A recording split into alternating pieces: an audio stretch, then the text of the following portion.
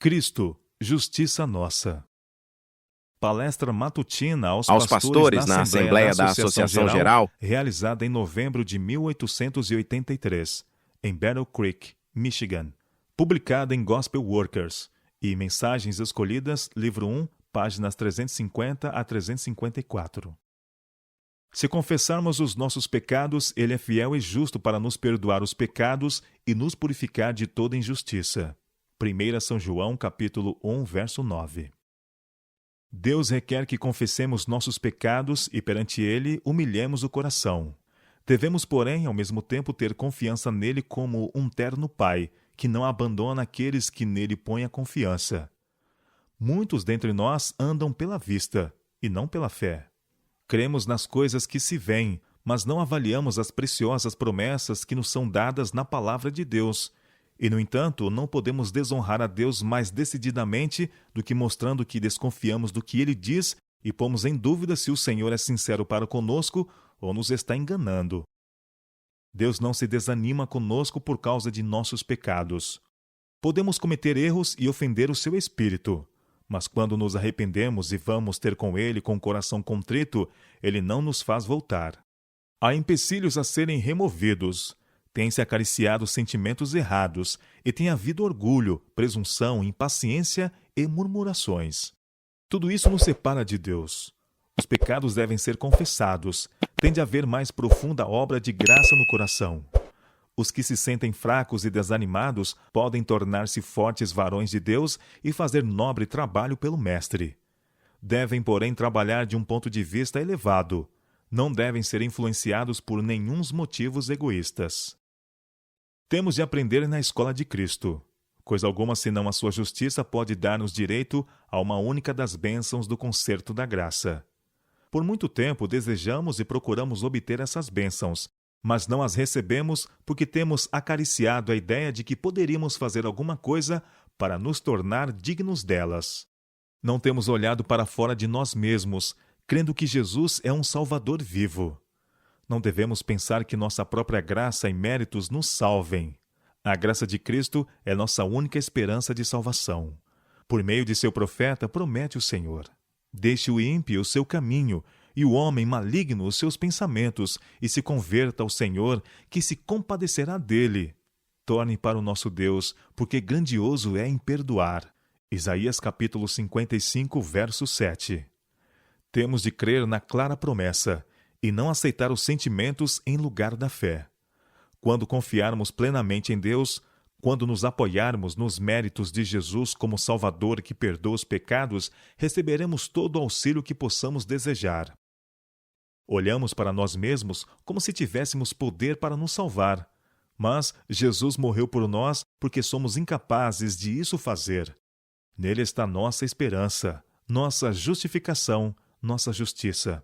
Não devemos ficar desanimados, temendo não termos um Salvador, ou que Ele não tenha pensamentos de misericórdia para conosco. Agora mesmo está Ele prosseguindo em sua obra em nosso favor, convidando-nos para nos achegarmos a Ele em nosso desamparo e sermos salvos. Desonramo-lo por nossa incredulidade. É espantoso como tratamos o melhor de nossos amigos. Quão pouca confiança depositamos naquele que é capaz de nos salvar perfeitamente e que nos deu toda a prova de seu grandioso amor. Meus irmãos, porventura esperais que vosso mérito vos recomende ao favor de Deus, pensando que tendes de estar isentos de pecado antes de poder confiar em seu poder para salvar? Se esta é a luta que se processa em vosso espírito, receio que não haveis de obter força, desanimando-vos afinal. No deserto, quando o Senhor permitiu que serpentes venenosas picassem os rebeldes israelitas, Moisés foi instruído a levantar uma serpente ardente e ordenar a todos os feridos que olhassem para ela a fim de viverem. Muitos, porém, não viram auxílio nesse remédio designado pelo céu. Os mortos e moribundos rodeavam-nos por toda parte, e bem sabiam que, sem o auxílio divino, sua sorte estava selada. Mas lamentavam seus ferimentos, suas dores e morte certa, até que se lhes esvaíssem as forças e os olhos se tornavam vidrados, quando podiam ter recebido cura instantânea. Como Moisés levantou a serpente no deserto, assim o Filho do Homem foi levantado, para que todo aquele que nele crê não pereça, mas tenha vida eterna. São João capítulo 3, verso 14 e 15. Se sois conscientes de vossos pecados, não dediqueis todas as vossas faculdades a lamentá-los, mas olhai e vivei. Jesus é o nosso único Salvador, e embora milhões de pessoas que careçam de cura rejeitem a misericórdia por ele oferecida, ninguém que confie em seus méritos será deixado a perecer. Conquanto reconheçamos nosso estado de desamparo sem Cristo, não nos devemos desanimar. Devemos confiar num Salvador crucificado e ressurreto. Pobre alma desanimada e ferida do pecado, olha e vive. Jesus empenhou sua palavra. Ele salvará todos os que se chegarem a ele. Vinde a Jesus e tereis descanso e paz. Podeis ter agora mesmo essa bênção. Satanás sugere que sois desamparados, que não podeis abençoar-vos a vós mesmos. É verdade, sois desamparados, mas exaltai a Jesus diante dele. Tenho um Salvador ressurgido. Nele confio, e ele nunca permitirá que eu seja confundido. Em seu nome triunfarei. Ele é minha justiça e minha coroa de glória. Que ninguém aqui julgue que seu caso seja sem esperança, porque não é. Podeis ver que sois pecadores e estáis arruinados, mas é justamente por esse motivo que precisais de um Salvador. Se tendes pecados a confessar, não percais tempo. Estes momentos são áureos. Se confessarmos os nossos pecados, ele é fiel e justo para nos perdoar os pecados e nos purificar de toda injustiça.